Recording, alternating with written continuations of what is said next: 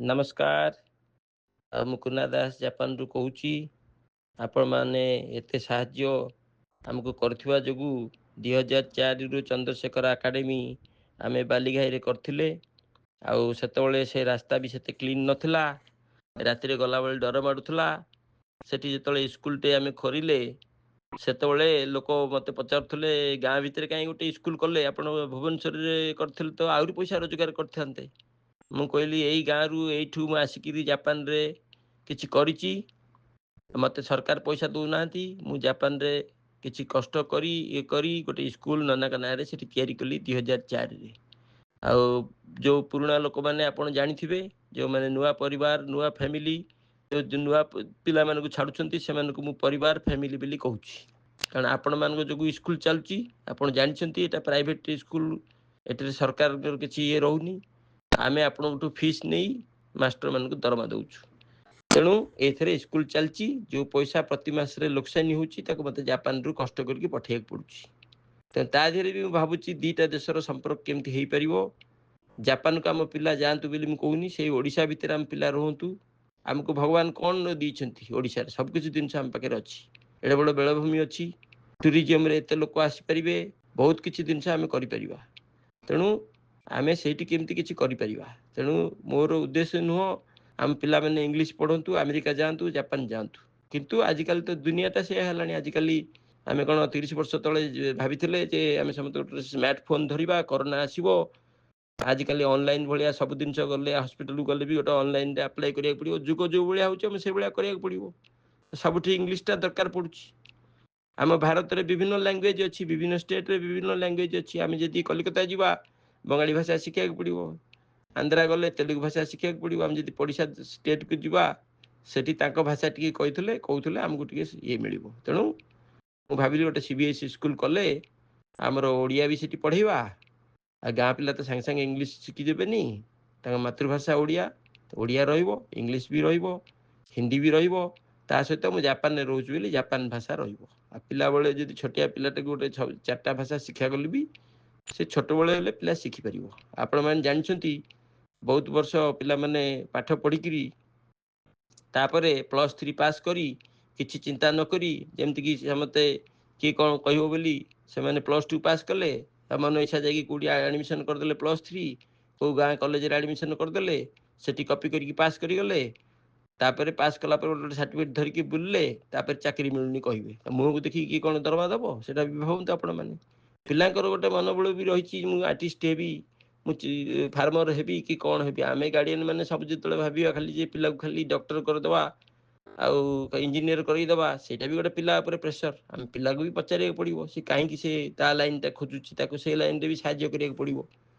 ତେଣୁ ଏମିତି ବିଭିନ୍ନ କଥା ଆମେ ଭାବିକିରି ଗାର୍ଡ଼ିଆନ୍ ସ୍କୁଲ ସମସ୍ତେ ଏକାଠି ହେଲେ ଆମେ ଗୋଟେ ନିଜ ଜିନିଷ, ଗୋଟେ ଭଲ ଜିନିଷ ତିଆରି କରିପାରିବା। ଆଉ ମୁଁ ତ ପଇସା ଖାଲି ରୋଜଗାର କରିବି ବୋଲି ସ୍କୁଲଟା କରିନି। ତେଣୁ ଆପଣମାନେ ମୋତେ ଆଜି ପର୍ଯ୍ୟନ୍ତ ସାହାଯ୍ୟ କରିଛନ୍ତି ବୋଲି 2004ରେ ଆଜି ଗୋଟେ ସ୍କୁଲ ସେଠି ଚାଲିପାରିଲା। ଜାଣିଥିବେ ପାଖରେ ଇଂଲିଶ ମିଡ଼ିୟମ ସ୍କୁଲ ସେତେ ନଥିଲା। ପୁରୀରେ ଗୋଟେ କନଭେଣ୍ଟ ସ୍କୁଲ ଆଉ ସେଣ୍ଟ୍ରାଲ ସ୍କୁଲ ସେତେବେଳେ ଥିଲା ଆମେ ଯେତେବେଳେ ଖୋଲିଥିଲେ। ତାପରେ କେତେ ସ୍କୁଲ ଖୋଲିଲାଣି। ଲୋକ ବି ମୋତେ କହୁଛନ୍ତି ତୁମେ ତ ଭୁବନେଶ୍ୱର ଆସିଲେ ଆହୁରି ପଇସା ରୋଜଗାର କରିବ। ତଥାପି ମୁଁ ସେ ମାତୃଭୂମିରେ କିଛି କରିବାକୁ ଚାହୁଁଛି। ତେଣୁ ଆପଣମାନଙ୍କର ସହଯୋଗ ଯୋଗୁଁ ଆଜି ପର୍ଯ୍ୟନ୍ତ ସ୍କୁଲ ଚାଲିପାରିଲା।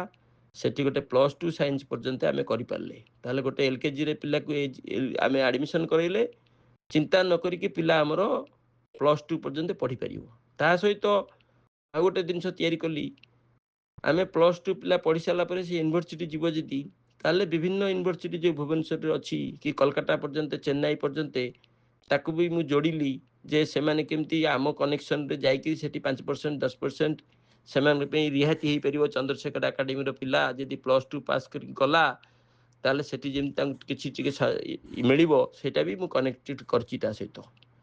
ସେଥିପାଇଁକା ସେ ପାଚିରିରେ ଗୁଡ଼େ ବୋର୍ଡ଼ ମରା ହେଇଛି ୟୁନିଭର୍ସିଟିର। ଆମ ଜାପାନ ଫେଷ୍ଟିଭାଲ ପ୍ରତିବର୍ଷ ହେଉଛି, ସେଠି ବି ଗୁଡ଼େ ୟୁନିଭର୍ସିଟି ଏଥର ଡାକିଥିଲି ମୁଁ। ସେମାନେ ତାଙ୍କ ଆଡ଼ଭର୍ଟାଇଜମେଣ୍ଟ କରନ୍ତୁ, ଆମ ପିଲାକୁ ଟିକେ ସୁଯୋଗ ଦିଅନ୍ତୁ। ଆମେ ତ କିଛି ପଇସା ତାଙ୍କଠୁ ପାଇବାକୁ ଚାହୁଁନା, ଆମ ପିଲାମାନେ କେମିତି ସେଠି କିଛି ସୁଯୋଗ ପାଆନ୍ତୁ। ଏଇଟା ଗୋଟେ ଆମ ସ୍କୁଲରେ ପଢ଼ିବା ଦ୍ୱାରା ଆପଣଙ୍କର ଚିନ୍ତା ଗୋଟେ ଦୂର ହେବ ଯେ ଛୋଟିଆ ବେଳୁ ପିଲାଟାକୁ ଆପଣ ପଢ଼େଇଲେ ସିଏ +2 ପର୍ଯ୍ୟନ୍ତ ସେଠି ପଢ଼ିପାରିବ।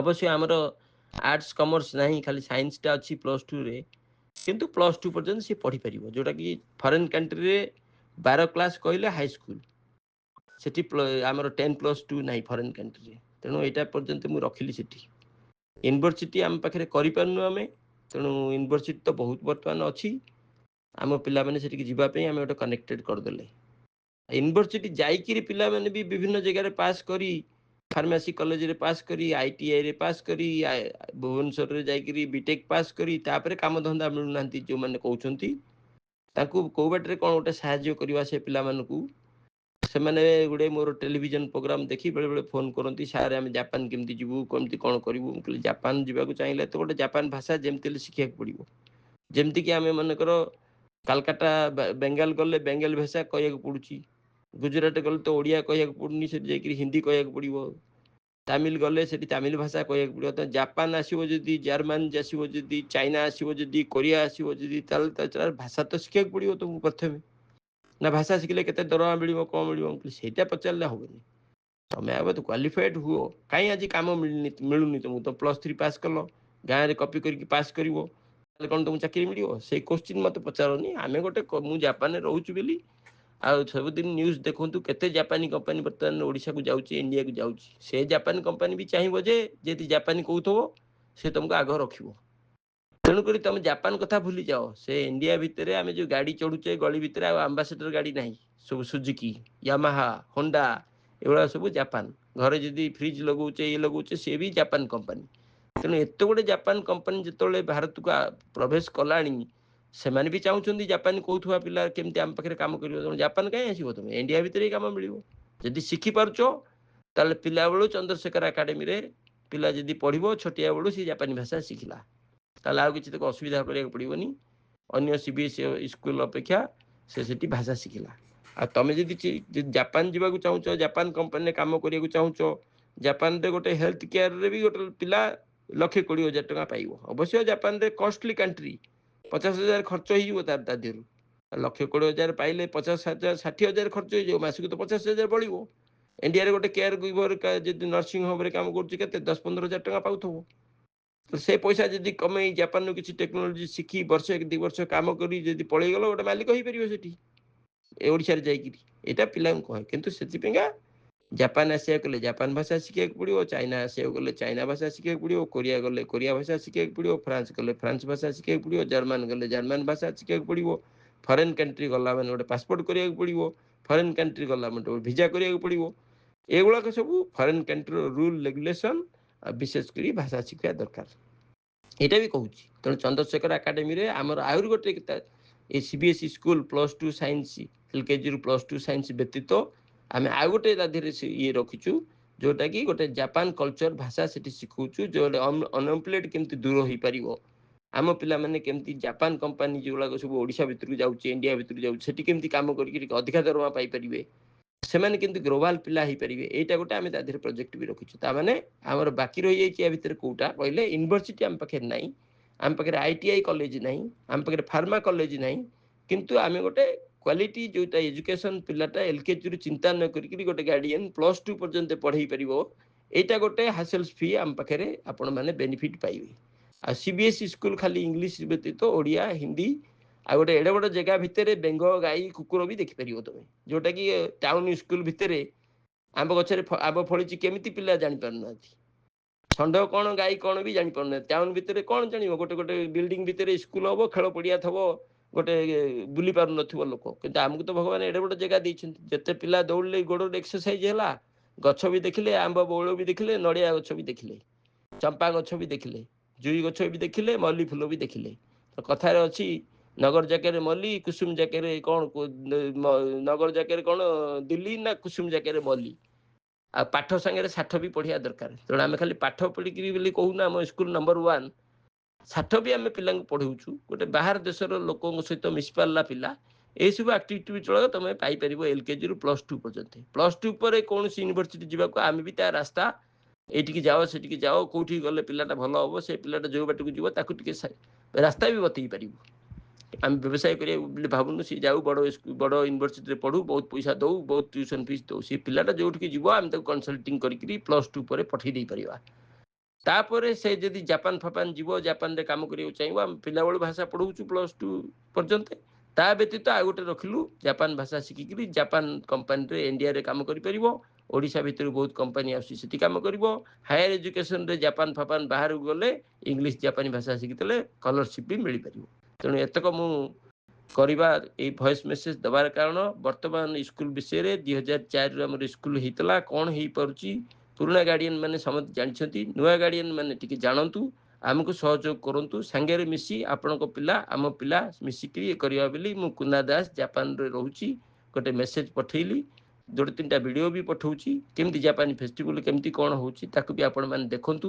ଆଉ ଏଇଟାକୁ ଟିକେ ଆପଣମାନେ ସହଯୋଗ କରନ୍ତୁ ସାଙ୍ଗରେ ମିଶି, ଯାହା ଆମର କେଉଁଠି କ'ଣ ରହିଥିବ ବି ମଣିଷ ମାତ୍ରେ ଭୁଲ ହୁଏ, ସାଙ୍ଗରେ ମିଶି ଆକୁ କେମିତି ଗଢ଼ିବା ଚନ୍ଦ୍ରଶେଖର ଏକାଡେମୀ। ଆଉ ଭଲ ଜାଗାରେ ତ ଆମର ଅଛି, ପୁରୀରୁ 12 କିଲୋମିଟର ବସ୍ ସର୍ଭିସ୍ ଆମେ ରଖିଛେ।